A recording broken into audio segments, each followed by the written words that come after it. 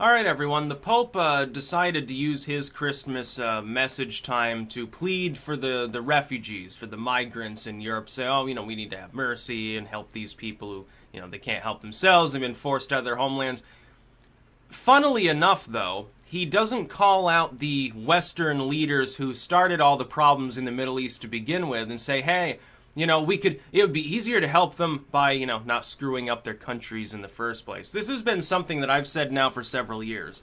The fundamental underlying disease is proxy warfare and world policing. The migrant crisis itself is nothing more than a symptom.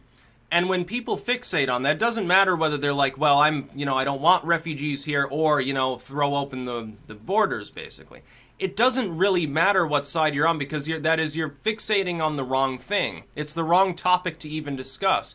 The fact is, there never would have been a wave of, what is it now, 2 million or so Syrians out of Syria, had there not been interventionism in Syria by Western countries funding the FSA, overlooking ISIS, at several points suggesting attacking Bashar al-Assad's forces.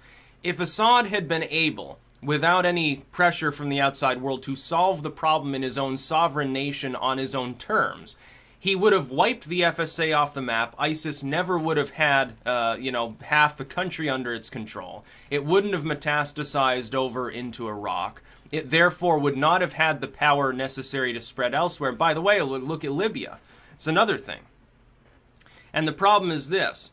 The Western leaders, at the same time that they say, well, we need to intervene in some foreign country, trust me, it'll make it so much better. We're going to liberate the Libyans. We're going to liberate Syria. And then things fall to shit. Then, at the same time, they say, oh, shit, there are people that have been displaced by evil terrorists, that never would have been there if not for our efforts. So now we need to accept refugees. And I've said this too. The ticking time bomb thing that's spoken of by maybe Trump or some other more nationalistic leader, populistic leader, I think in his case, that's the result of you just destroyed somebody's country and now you're letting them come and stay at your house for a night. That's not a good idea, because those people will never feel, in most cases, any national loyalty or cultural loyalty. They want to be in their home culture, in their home country. You have denied it to them, and now expect them to play nice and be happy about the situation they're in. You're taking people as well from a really like a nice warm sunny climate, putting them in some place like Sweden. Oh, they're going to be totally depressed. Their seasonal affective disorder is going to be off the charts. Like if some person native to like Northern Europe can suffer, trust me, someone who's used to having, that nice hot desert sun, they're gonna look askance, I think, to all those cloudy, rainy days up there. Oh yeah, there's frost falling from the sky. What a wonderful landscape. I'm on government benefits, there's nothing to do, a lot of these, it's going to end up like a Native American reservation situation where a bunch of people end up becoming alcoholic and addicted to drugs, and that'll drive other forms of crime. Meanwhile, all the populists and nativists, they'll conflate that with actual terrorism, say, look at how evil, never going to assimilate. Well, yeah, no shit. The Western governments are responsible largely for that problem. There never would have been an influx of refugees and migrants if that hadn't happened. If Libya and Syria and Iraq had just been allowed to stabilize, if we'd never gotten involved with Saddam as well, we never would have had like an Al-Qaeda problem. There were refugees from Iraq too. Somalia. Western countries went in and fucked Somalia up years ago. There's hardly a destabilized location in this world that wasn't destabilized as a result of one of two things. Communism and the Eastern Bloc, or the intervention of the NATO, the Western countries, over the scale of half a century. That's responsible for basically every instance of problems in this world. The grand chessboard began fucking up all the proxy states, in other words. The weaker states got screwed, they got stepped on. Well, we want, our dictator's power mad and insane, but he's our dictator, so we're going to install him in power and remove this democratic elected government that leans more towards the other side. This government's getting a little too NATO friendly, say the Soviets. We're going to march in and we're going to intervene and put a dictator in charge. And they did this all over the place. Look at Pol Pot, things like that. Meanwhile, U.S. and its allies did exactly the same thing. Destabilizing countries on an intergenerational basis. That is, repeated dislodgings of government. We're talking Iran and Iraq and all these things. Like Saddam was a Western pawn originally. Then he said, well, maybe I want to be sovereign. You know, in the wake of the collapse of the USSR, without that boogeyman there present to create a dichotomous, more or less, world. Without that, there was nothing to keep Saddam in check because he's like, well, now I can work with Russia if I want to. Bye. Whoops, no, you can't. No. You're our pawn. You're our investment. We gave you all sorts of money and weapons and training and tech and everything. No, you have to work with us. No, I'm not working with you. Bye. He says to Uncle Sam, whoops, yeah, Iraq. Oh, Saddam has WMDs. He was involved with 9/11. Woo. And he never was. It's like, who was Osama? Basically a U.S. asset to fight the Soviet Union back in the late 70s and into the 80s. Barely anybody even knows this for some reason. So the Pope is full of shit. If you want to help these people, tell the Western governments to shut the fuck up and stop dislodging people in other countries. You know, we're tired of paying for it. Meanwhile, you're telling us, oh, globalism's so great. No, the globalism's what caused this problem. World policing, intervention, international norms, which are used as an excuse to invade third world nations on a regular basis. I'm tired of seeing, like, Americans have to get attacked by a terrorist group. You know, there's some bombing somewhere.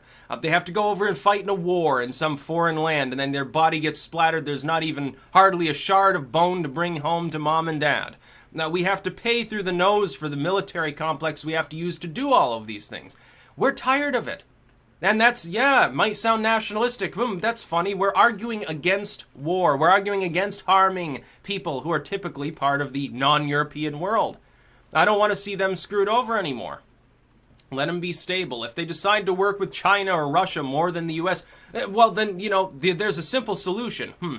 Number one, we could become more economically powerful. You know, that'll require us to reduce taxes, which requires us to, not partake in so much regulation, bureaucracy, and globalistic policing. What a wonderful idea. Or we could be nice to people. We could have good diplomatic relations instead of always screwing people over. It costs a lot less, by the way, to do that. You think those state visits that cost $500,000 or so a minute, you think that's expensive? What about running a bunch of drones over somebody's country? And that's less expensive than idling an aircraft carrier offshore. You know how much it costs to maintain those when they're in active operation, not in a dock somewhere? Oh, you wouldn't even believe it. I don't even want to think about how many average annual salaries it takes to run a single aircraft carrier. I think it's in thousands, to run it for the year. It's a monumental sum. And yeah, it's useful to be able to defend yourself, but most of what we've been doing for the last, 50 years hasn't been self-defense. There have been only a very limited number of cases in which we've managed to create stability in another country. Because nation building doesn't work. Trump, for all of his half-assery when it comes to foreign policy in some respects. He did bomb like a Syrian air base to try to dickwag and say, well, you deployed chemical weapons, which he never did. Basically, it was a slap at Obama because Obama said, well, in order to strike anything there, I need congressional permission. Trump's like, no, I don't need permission. Hey, rev up some aircraft, get ready, we're going to fire some missiles over there and see what happens. It was basically an ego trip for him. It was to assert the fact that he wasn't going to be weak and work with others and, back down like Obama did. He wants, America's going to do what it wants. Shut up about it, basically. I opposed that. And that's half-assery. But even he has said, yeah, you can't do the nation-building thing. We're not going to do that like anymore in Afghanistan. It's expensive. It doesn't work.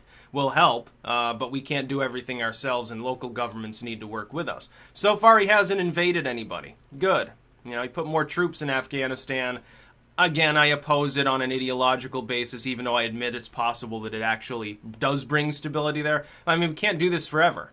The grand chessboard situation has declined. There are people now, the same people that are like, save the refugees. They want to restart the Cold War. That's going to restart another wave of these proxy wars. You do realize that, right? That's what's going to happen. There will be more. If you think that, Syria and Iraq and all that, it's bad, there will be more of that. Globalism is not the cure to the ailment of warfare. Globalism causes wars. It just shifts the wars from big countries massacring one another to smaller countries being repeatedly destabilized so that hundreds of millions of people who shouldn't have to live in poverty do in places like Libya and Syria, which we're beginning to develop.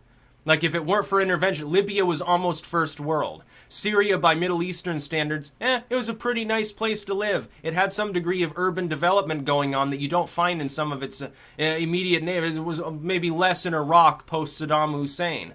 Better than a lot of other countries that wouldn't be considered first world. There was access to infrastructure. There was access to the rudiments of life that people would consider, marginally westernized almost.